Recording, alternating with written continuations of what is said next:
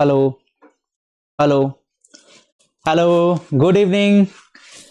कैसे हैं आप सब? होप आप सभी बहुत ही बढ़िया होंगे और आप लोग की पढ़ाई भी बहुत ही ज्यादा जबरदस्त तरीके से चल रही होगी। ठीक है, होप कि मेरी ऑडियो और वीडियो दोनों बिल्कुल क्लियर होगा, ओके होगा। ठीक है, वैसे फिर भी आप लोग कंफर्म कर दीजिए, कोई इशू तो नहीं है ऑडियो और वीडियो किसी भी चीज में। Okay, thank you. ओके, चलिए आइए फटाफट से सभी लोग ज्वाइन कीजिए, फिर हम स्टार्ट करेंगे अपना आज का जेनेटिक्स का पहला चैप्टर का लास्ट लेक्चर। ठीक है, जेनेटिक्स के पहला chapter principle of inheritance and variation का लास्ट लेक्चर। ठीक है, जो हमारे कुछ इंपॉर्टेंट क्वेश्चंस रह गए थे उसको हम आज शुरू करते हैं। ठीक है, चलिए। तो आज का जो एक प्यारा सा लाइन है वो हो जाए तो कहा जाता है बच्चों, कहा जाता है कि यूं ही नहीं मिलती राही को मंजिल, यूं ही नहीं मिलती राही को मंजिल, एक जुनून सा दिल में जगाना होता है। यूं ही नहीं मिलती राही को मंजिल, एक जुनून सा दिल में जगाना होता है। पूछा चिड़िया से कैसे बना तेरा आशियाना, बोली भरनी पड़ती है उड़ान बार बार और तिनका तिनका उठाना होता है। चलिए, तो इसी लाइन के साथ हम स्टार्ट करते हैं अपना आज का सेशन, हमारा आज का लेक्चर, जहां पे हम स्टार्ट करेंगे 71 नंबर क्वेश्चन से और इस चैप्टर को हम फिनिश करेंगे। ठीक है, चलिए ज्यादा टाइम नहीं लेंगे। ठीक है, क्योंकि आप लोगों का एग्जाम का, अब एग्जाम का आप लोगों का वो आ गया, बहुत पास आ गया, इसीलिए बहुत ज्यादा टाइम वेस्ट भी नहीं करेंगे, बहुत ज्यादा टाइम भी नहीं लेंगे। लेकिन प्लीज आप लोगों से रिक्वेस्ट है, वीडियो को ना तो स्किप करें, वीडियो को पूरा का पूरा देखें। यदि आप पूरा नहीं देखोगे तो एक टाइम आएगा कि आप फिर नेक्स्ट ईयर आप इसी वीडियो को डबल और ट्रिपल टाइम्स देखोगे। ठीक है, तो चलिए देखिए क्वेश्चन नंबर यहां पे हम बात करेंगे तो क्वेश्चन नंबर 70 तक हमने पिछले लेक्चर में कर लिया हुआ था। आज हम स्टार्ट करते हैं क्वेश्चन नंबर 71 से। ठीक है, तो 71 नंबर क्वेश्चन क्या कहता है, 71 नंबर क्वेश्चन कहता है कि आपको एक जीनोटाइप दे दिया गया है, capital A, capital B, small b, capital C, small c, एक जीनोटाइप दिया गया है। तो इसमें कितने प्रकार के गैमीट्स बनेंगे। ठीक है, देखिए यहां पे सबसे पहले देखिए आप हेट्रोजाइगस पेयर की यदि बात करते हैं तो एक ये रहा और एक ये रहा, ये तो होमोजाइगस है और ये हेट्रोजाइगस है। ठीक है, और हेट्रोजाइगस पेयर में नंबर ऑफ गैमीट निकालने के लिए मैंने एक फॉर्मूला आपको बताया हुआ था, वो था 2 टू दी पावर n, जहां पे n का मतलब क्या होता है कि नंबर ऑफ हेट्रोजाइगस पेयर, यानी कि 2 का पावर 2, यानी कि कितना हो जाएगा भैया यहां पे 4, मतलब अपना ऑप्शन क्या हो जाएगा, ऑप्शन हो जाएगा यहां पे नंबर 4।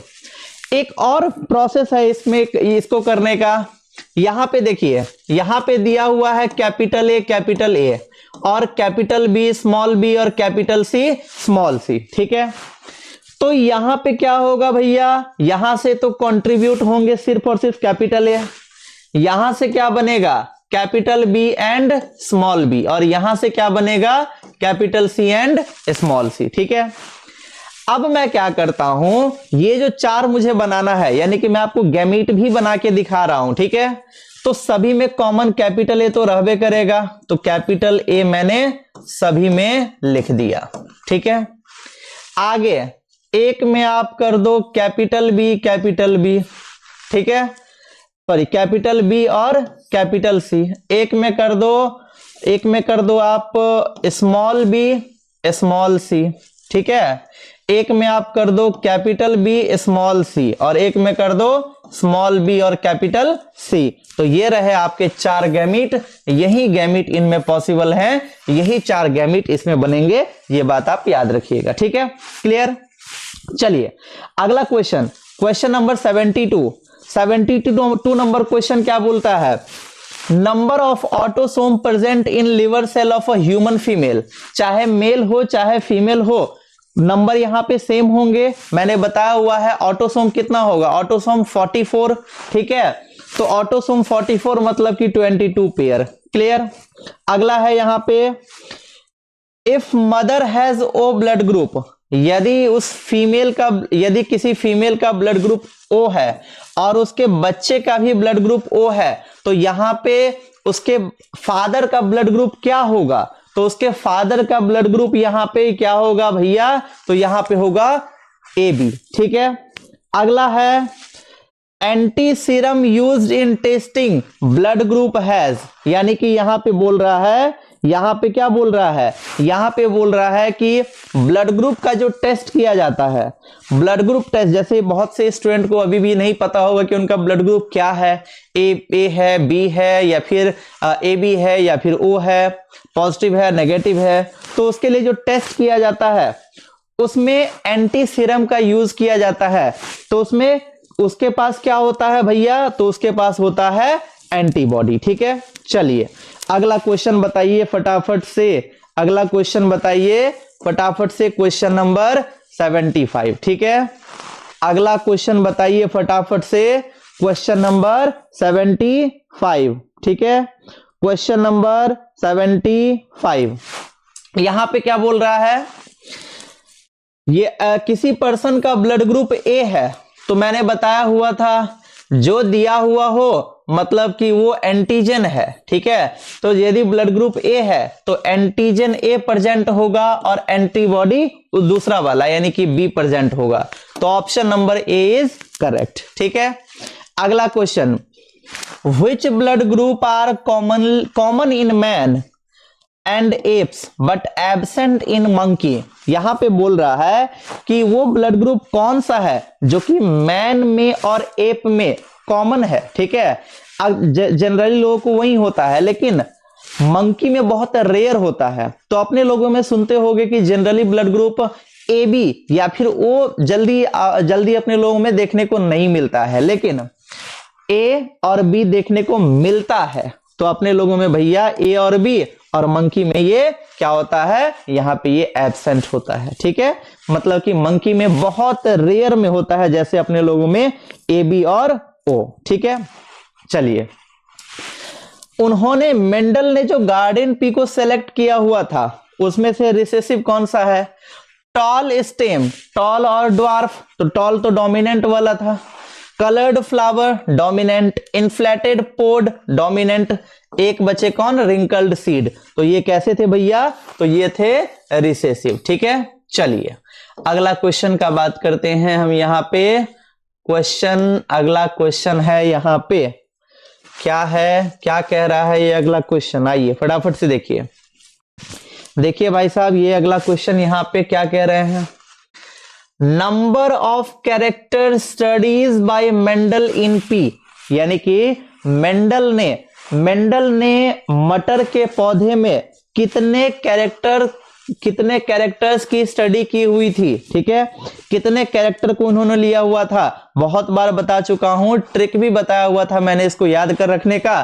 तो इन्होंने कितना कैरेक्टर लिया हुआ था? 7 कैरेक्टर। ठीक है, चलिए अगला देखिए, a tall plant on selfing produce tall and dwarf both, what are the probabilities that first offspring will be. मतलब कि यहां पे क्या बोल रहा है? जब क्या किया गया, जब टॉल प्लांट का सेल्फिंग करवाया गया तो वहां से प्रोड्यूस क्या हुआ? वहां से प्रोड्यूस हुआ टॉल एंड ड्वार्फ बोथ। यानी कि सेल्फिंग किसमें करवाए हुए थे? जैसे कि कैपिटल टी स्मॉल टी, इसको करवाए थे कैपिटल टी स्मॉल टी के साथ। तो जब यहां पे सेल्फिंग करवाए थे तो पहला बच्चा क्या था? पहला बच्चा था यहां पे टॉल। ठीक है, दूसरी की यदि बात करेंगे तो दूसरा भी क्या था यहां पे? दूसरा भी था टॉल। ठीक है, तीसरा क्या था यहां पे? तीसरा भी था टॉल। और यदि चौथे की बात करेंगे तो चौथा क्या था? तो भैया चौथा था ड्वार्फ। यानी कि इसका फिनोटिपिक रेशियो कितना आया हुआ था? 3:1। यानी कि टॉल वाले का जो रेशियो था वो 3/4, यानी कि 75%। ठीक है, तो यहां पे क्या बोल रहा है कि जब हमने सेल्फिंग करवाया था तो टॉल और ड्वार्फ दोनों प्रोड्यूस हुए, तो पहला ऑफस्प्रिंग क्या होगा? तो पहला ऑफस्प्रिंग होगा टॉल। ठीक है, चलिए अगला क्वेश्चन है, अगला question, What is the cytological basis of laws of independent assortment? Law of independent assortment दिया गया था किनके द्वारा? मेंडल के द्वारा, on the basis of dihybrid cross, ठीक है। और इसका साइटोलॉजिकल यानी कि सेल के अकॉर्डिंग इसका बेसिस क्या था? तो ये कह रहा था कि pair of chromosome arrange themselves in line independently in metaphase 1। मतलब कि यहां पे बोल रहा था कि जब सेल डिवीजन का प्रोसेस जो मैंने आपको 11th में पढ़ाया हुआ है, तो उस दौरान कह रहा है कि मेटाफेज 1 के दौरान जो क्रोमोसोम के जो पेयर हैं वो खुद ही लाइन में अरेंज हो जाते हैं। यही कहता है यहां पे लॉ ऑफ इंडिपेंडेंट असॉर्टमेंट। इसे किसी दूसरे की सहारे की आवश्यकता नहीं होती है, ठीक है। चलिए अगला question, variations appear during meiosis due to, यानी कि यहां पे बोल रहा है कि वेरिएशंस जो हमें देखने को मिलते हैं, ठीक है, यहां पे जो हमें वेरिएशंस देखने को मिलते हैं, यहां पे जो हमें वेरिएशंस देखने को मिलते हैं किसके दौरान? मियोसिस के दौरान। तो वो वेरिएशंस किसके कारण? मियोसिस के दौरान लिंकेज का यहां पे कोई बात नहीं होता है भैया, याद रखिएगा। लिंकेज होता है फिजिकल एसोसिएशन ऑफ जीन, लेकिन मियोसिस के दौरान वो अलग हो रहा है, एसोसिएट नहीं हो रहा है, तो यहां पे ये नहीं होगा। तो ये वेरिएशन हमें क्रॉसिंग ओवर के दौरान भी देखने को मिलती है और इंडिपेंडेंट असॉर्टमेंट के दौरान भी। तो यहां पे अपना आंसर हो जाएगा option number D, both A and B, ठीक है जी। चलिए अगला क्वेश्चन पे आते हैं। अगला क्वेश्चन, कल भी इसको मैंने बताया हुआ था कि ऑटो पॉलीप्लॉइडी, इसको इंड्यूस किया जाता है आर्टिफिशियली किसके द्वारा? कॉल्चिसिन के द्वारा। और कॉल्चिसिन क्या होता है? तो कॉल्चिसिन एक केमिकल होता है जो कि प्लांट ब्रीडिंग में मदद करता है, ठीक है जी। क्लियर? लाइन भी कट गया बट कोई बात नहीं, ठीक है। चलिए सो ये रहा यहां पे। अगला क्या है? अगला क्वेश्चन क्या है भाई साहब? अगला क्वेश्चन कह रहा है a disease caused by N autosomal primary non disjunction.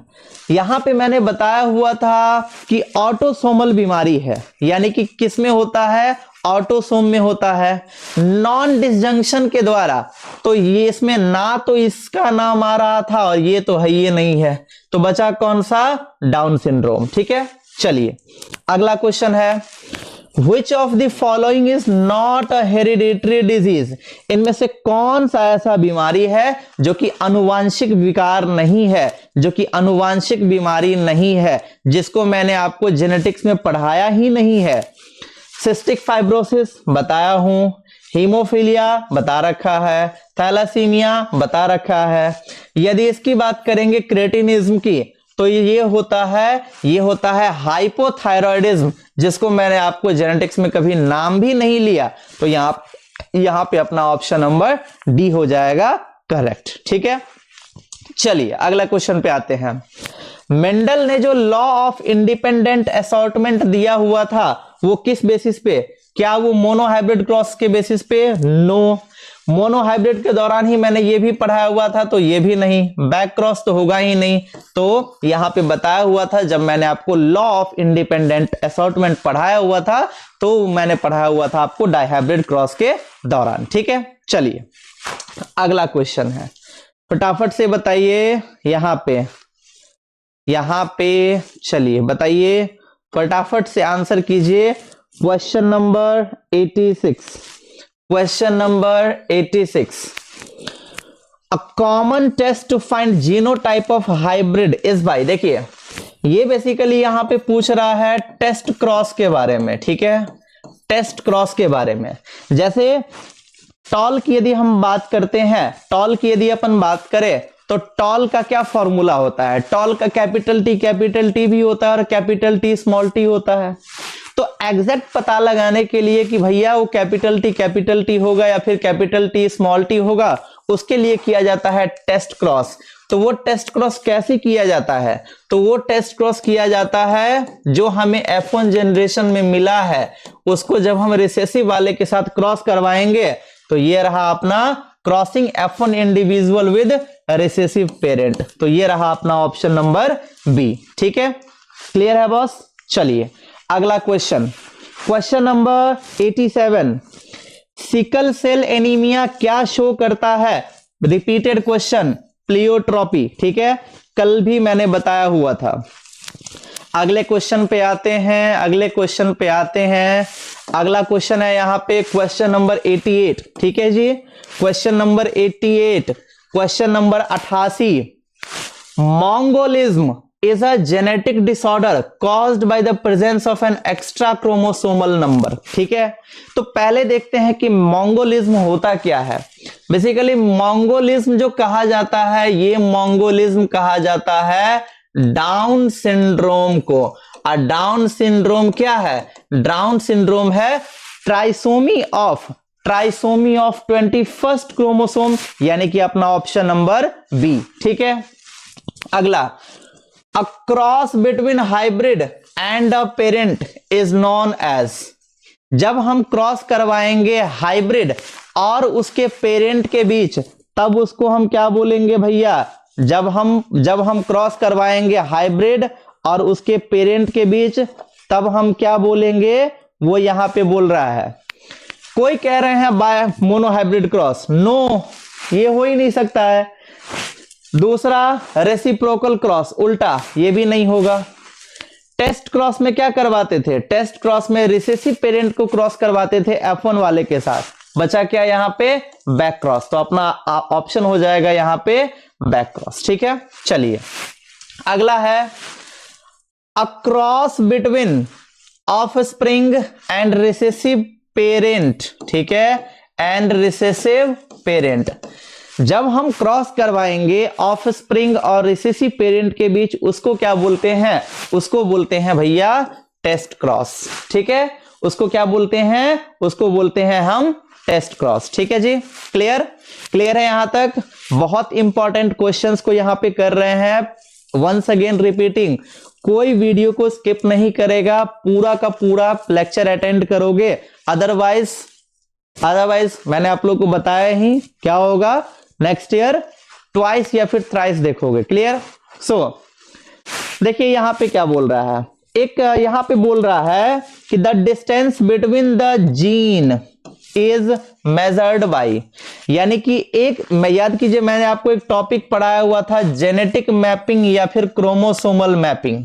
मान लीजिए क्रोमोसोम है, उस क्रोमोसोम के ऊपर मान लीजिए कि ये 2 जीन प्रेजेंट हैं। ठीक है, उनके बीच का जो हमें डिस्टेंस मापना हो, तो इसको किस चीज में मापते हैं? तो मैंने बताया भी हुआ था कि ये डिस्टेंस नापने का जो यूनिट होता है, एक तो होता है cm।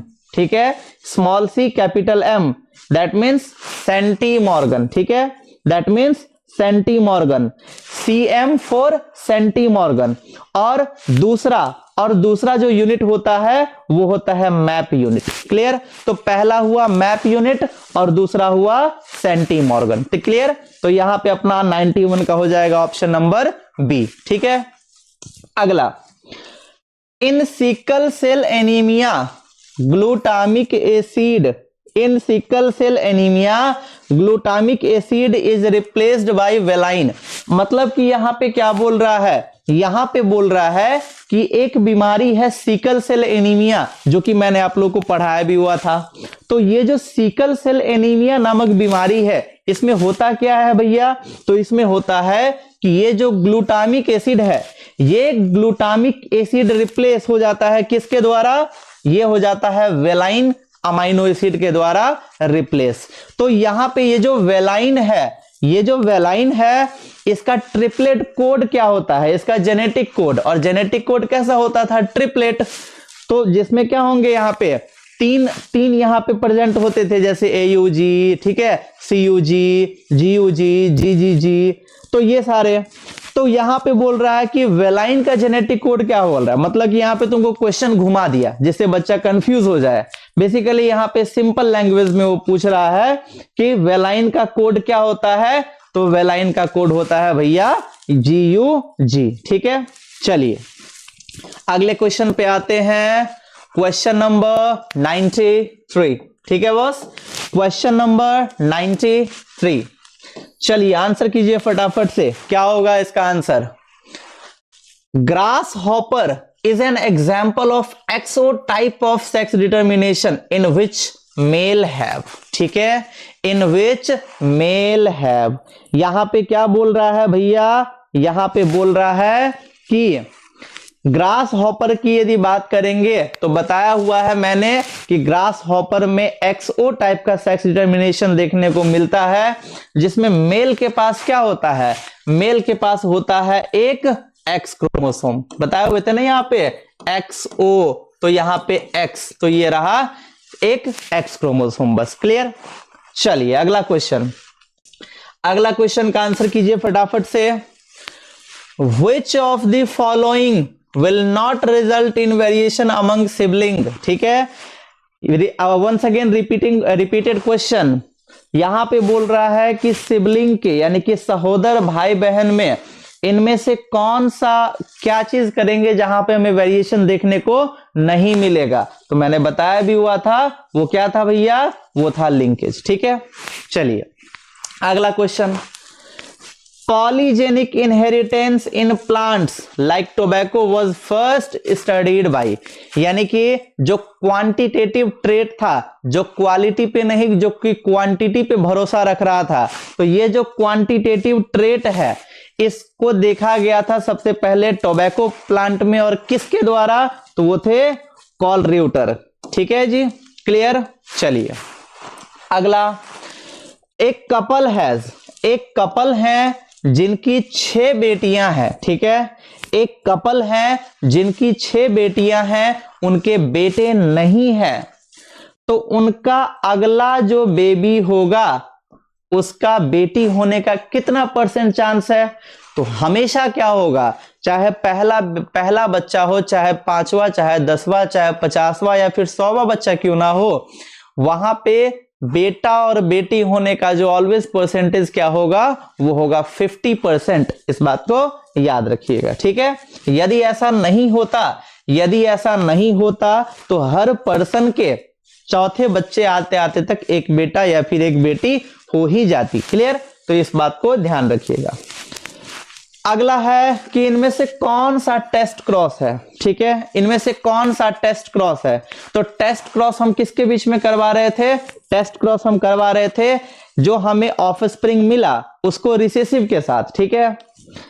क्या आपको लग रहा है कि ये रिसेसिव है, बिल्कुल भी नहीं। क्या आपको लग रहा है कि ये रिसेसिव है, बिल्कुल भी नहीं। बचा एक ये और एक ये, ठीक है, इन दोनों में से ही कोई होगा। F1 जनरेशन में हमें क्या आ रहा था, हेट्रोजाइगस वाला कंडीशन आ रहा था, यानी कि आ तो रहा था टॉल लेकिन एक कैपिटल टी और एक स्मॉल टी, तो यहां पे अपना ऑप्शन हो जाएगा option number D is correct, ठीक है, यहां पे अपना हो जाएगा option number D is correct, ठीक है जी।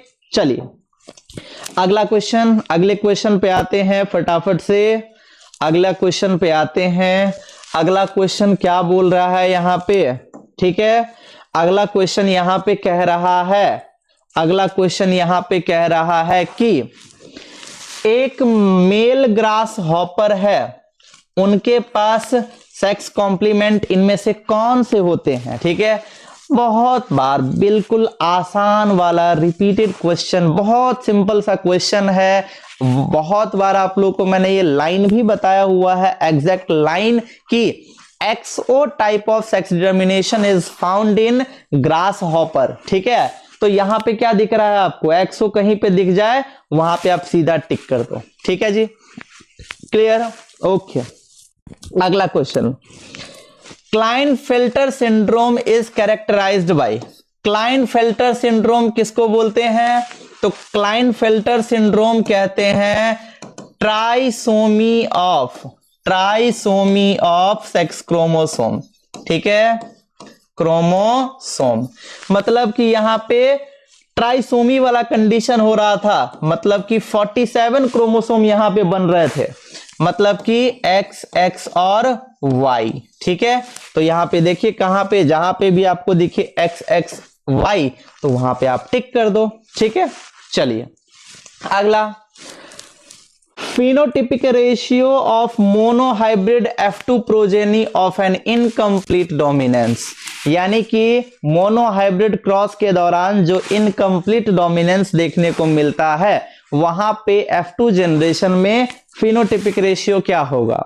इनकम्प्लीट डोमिनेंस में आप लोगों को मैंने क्या बताया हुआ था, इनकम्प्लीट डोमिनेंस में मैंने आप लोगों को बताया हुआ था कि ये किसको बोलते हैं भैया, ये उसको बोलते हैं जब दोनों में से कोई भी कैरेक्टर अपने आप को शो नहीं कर पाते, उसको बोलते हैं इनकम्प्लीट डोमिनेंस। जैसे कि रेड और व्हाइट, जब इन दोनों को क्रॉस करवाया गया तो ना रेड ने अपने आप को अपने कैरेक्टर को एक्सप्रेस किया, ना व्हाइट ने।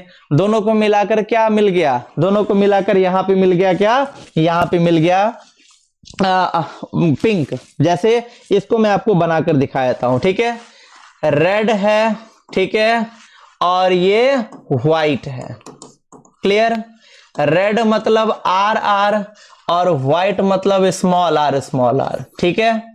अब इन्होंने क्या किया था, इन्होंने क्रॉस करवाया था। तो जब इन्होंने यहां पे जब गैमीट का फॉर्मेशन बनेगा तो आर और यहां से स्मॉल आर, ठीक है। अब जब ये यहां पे मिलेंगे, ठीक है, जब ये यहां पे मिलेंगे तो F1 जनरेशन में क्या मिलेगा, F1 जनरेशन में कैपिटल आर स्मॉल आर, ठीक है। तो यदि हम इंसेप्शन की बात करते तो इंसेप्शन के अकॉर्डिंग क्या होना चाहिए था, इंसेप्शन के अकॉर्डिंग होना चाहिए था ये है डोमिनेंट और ये है रिसेसिव। तो जब हम डोमिनेंट को रिसेसिव के साथ क्रॉस करवाते हैं तो हमें F1 जनरेशन में डोमिनेंस वाला मिलता है, क्योंकि वो ही अपने कैरेक्टर को शो करता है। तो इंसेप्शन के अकॉर्डिंग ये होना चाहिए था रेड, लेकिन जब मेंडल ने क्रॉस करवाया हुआ था तो उन्होंने देखा कि ये ना तो रेड मिला और ना ही मिला कैसा, ना ही मिला व्हाइट। ये आ गया क्या, ये आ गया पिंक। तभी तो ये मेंडल के लॉ का एक्सेप्शन था, इनकम्प्लीट डोमिनेंस, यानी किसी ने भी अपने डोमिनेंस को कंप्लीट नहीं किया, प्रूफ नहीं किया। अब जब इसको उन्होंने सेल्फिंग करवाया, यानी कि यहां पे हम इस तरीके से बना लेते हैं, ठीक है, यहां पे हम इस तरीके से बना लेते हैं। कैपिटल आर स्मॉल आर, ये क्या है, gamete. Capital R small R, capital R capital R, capital R small R, capital R small R, small R small R, ठीक है। तो कैपिटल आर क्या था भैया, तो ये था यहां पे रेड, ये क्या था, ये था व्हाइट, और ये क्या था, तो ये था पिंक, और ये वाला भी था पिंक।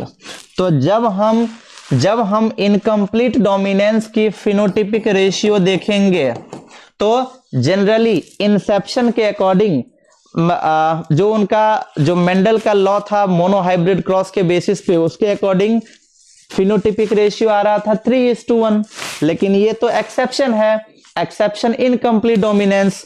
तो यहां पे फिनोटिपिक रेशियो मतलब क्या क्या दिखा, एक दिखा रेड, दो दिखा पिंक और एक दिखा व्हाइट। जीनोटिपिक रेशियो भी क्या होगा, कैपिटल आर एक, कैपिटल आर स्मॉल आर दो और स्मॉल आर एक, यानी कि यहां पे इनकम्प्लीट डोमिनेंस में फिनोटिपिक और जीनोटिपिक रेशियो दोनों सेम होता है, 1:2:1। तो अपना यहां पे ऑप्शन नंबर बी हो जाएगा करेक्ट। क्लियर है। चलिए बहुत बढ़िया। चलिए अगला क्वेश्चन बताइए। अगला क्वेश्चन है, female with Turner syndrome have, जिन महिलाओं को टर्नर सिंड्रोम होता है उनका कैरेक्टरिस्टिक्स यहां पे बोल रहा है, ठीक है। टर्नर सिंड्रोम मतलब क्या बताया हुआ था, monosomy of sex chromosome. Clear, यानी कि इस फीमेल के पास क्रोमोसोम नंबर टोटल कितना होगा, 45, क्योंकि एक तो है ये नहीं है, तो 44 प्लस एक्स हो मतलब 45, ठीक है। तो ऐसी फीमेल जिनको टर्नर सिंड्रोम है उनमें होता क्या है, स्मॉल यूट्रस, छोटा सा गर्भाशय होता है, रूडिमेंट्री ओवरीज, ओवरीज तो प्रेजेंट होती है बट रूडिमेंट्री, वहां पे कोई काम नहीं करती है, ओवम का फॉर्मेशन नहीं होता है। अंडर डेवलप्ड ब्रेस्ट, ब्रेस्ट भी फुल्ली डेवलप्ड नहीं होता है। तो यहां पे अपना आंसर हो जाएगा ऑल ऑफ दिस। ठीक है, फाइनली अपन ने जेनेटिक्स का जो फर्स्ट चैप्टर था उसके हमने सारे के सारे क्वेश्चंस कर लिए। ठीक है, देखिए बच्चों, वंस अगेन आप लोगों को फिर से रिपीट करके मैं बता दे रहा हूं, ये अभी अगला जो हमारा चैप्टर स्टार्ट होगा, ऑलमोस्ट बच्चे वहां से थोड़ा सा डर जाते हैं। ठीक है, थोड़ा सा कॉम्प्लेक्स चैप्टर है, बहुत सुंदर तरीके से जैसे यहां पे 500 चैप्टर का आपको करवाया हूं, अगले क्लास में उसका बहुत ही बढ़िया तरीके से मैं करवाऊंगा, जिस चैप्टर का नाम है मॉलिक्यूलर बेसिस ऑफ इनहेरिटेंस। जितना क्वेश्चन आपको करवाऊंगा सारा का सारा क्वेश्चन आपसे यहां भी बनेगा और बोर्ड के पेपर में भी बनेगा। ठीक है, तो तब तक के लिए स्टे ट्यून्ड। जिन्होंने अब तक चैनल को सब्सक्राइब नहीं किया है, फटाफट से चैनल को सब्सक्राइब कीजिए, वीडियो को लाइक कीजिए और वीडियो के एंड होने के बाद एक सुंदर सा प्यारा सा कमेंट भी कर दीजिएगा, जिससे कि मोटिवेशन मिले। ठीक है, चलिए मिलते हैं अपने अगले क्लास में नए दिन नए एनर्जी के साथ, जहां हम जिस चैप्टर का क्वेश्चन करेंगे वो है जेनेटिक्स का दूसरा chapter, that is molecular basis of inheritance. ठीक है जी, तब तक के लिए गुड नाइट, बाय बाय, मिलते हैं अपने अगले क्लास में। Thank you guys.